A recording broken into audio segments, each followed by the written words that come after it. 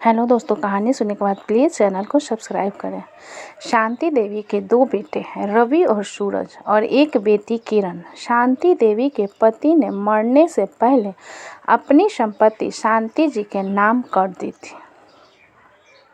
दोनों बेटों की शादी हो गई और बेटी भी अपने ससुराल खुश हैं।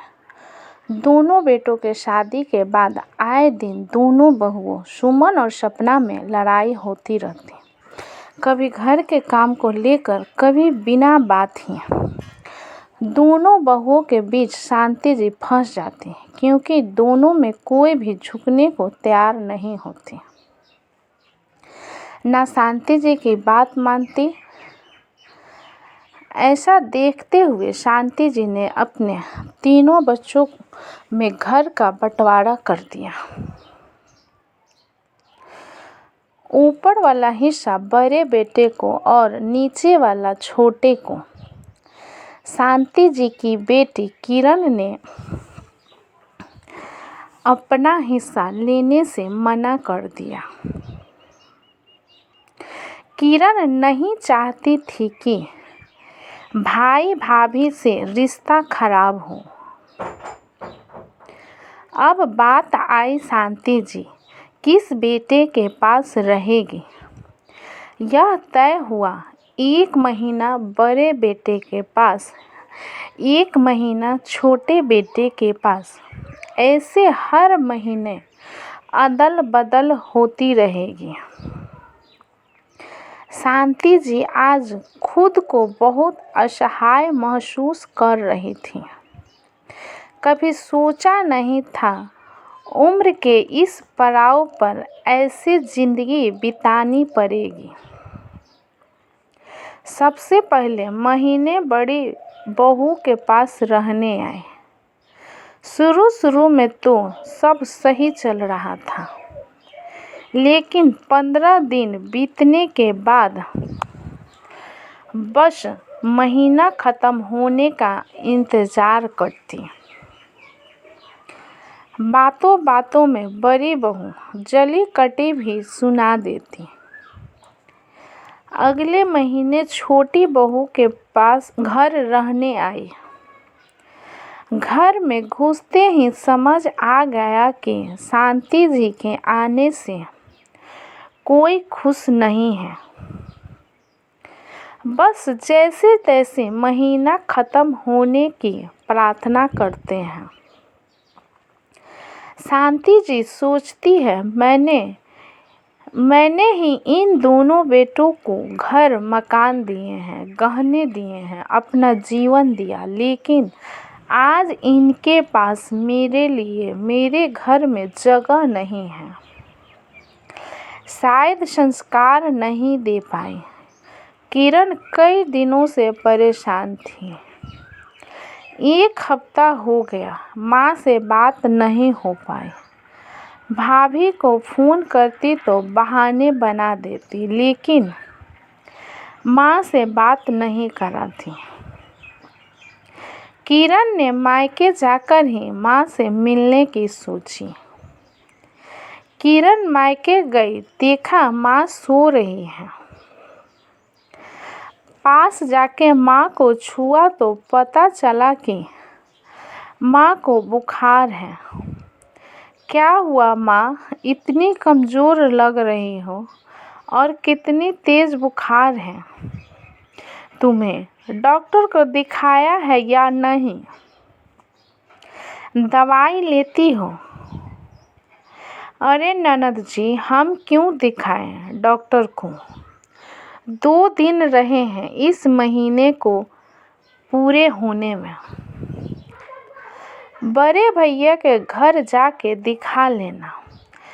अब सब खर्चा हम ही करें क्या? कैसी बात कर रही हो भाभी? आपकी अपनी माँ होती तो मरने को छोड़ देती क्या? आपसे क्या बात करनी? बड़ी भाभी को नीचे बुलाकर किरण ने पूछा, भाभी आपको तो पता है कितने दिनों से माँ बुखार में तप रही हैं। आपने उनका इलाज नहीं कराया।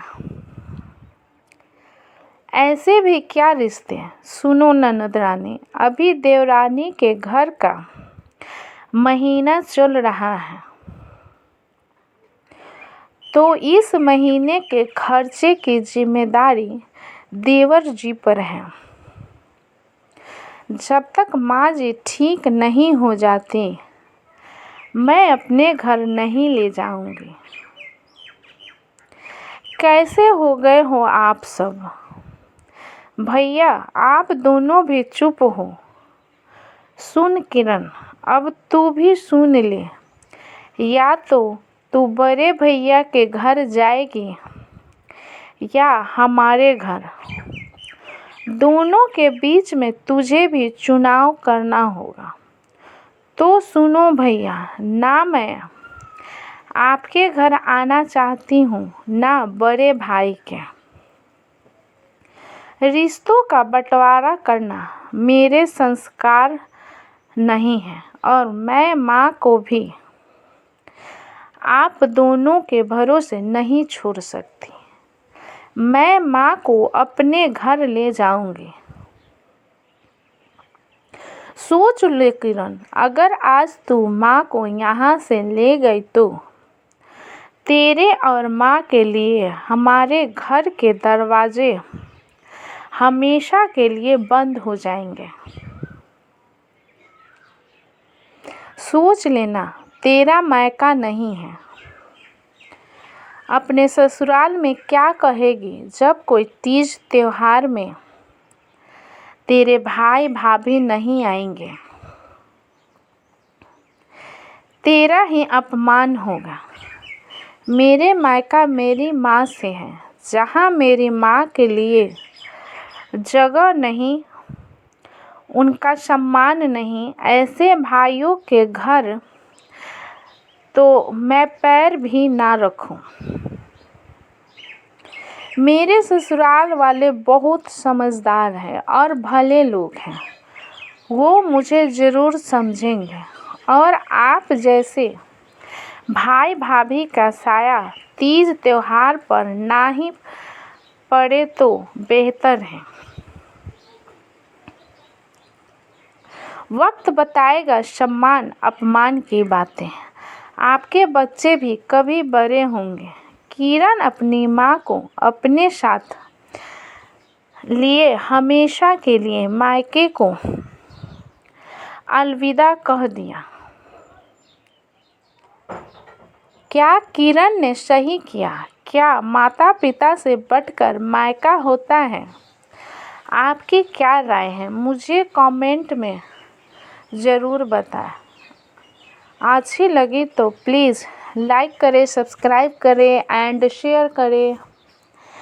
कहानी अच्छी लगी हो तो प्लीज़ चैनल को सब्सक्राइब कर दें। अपना कीमती समय देने के लिए धन्यवाद।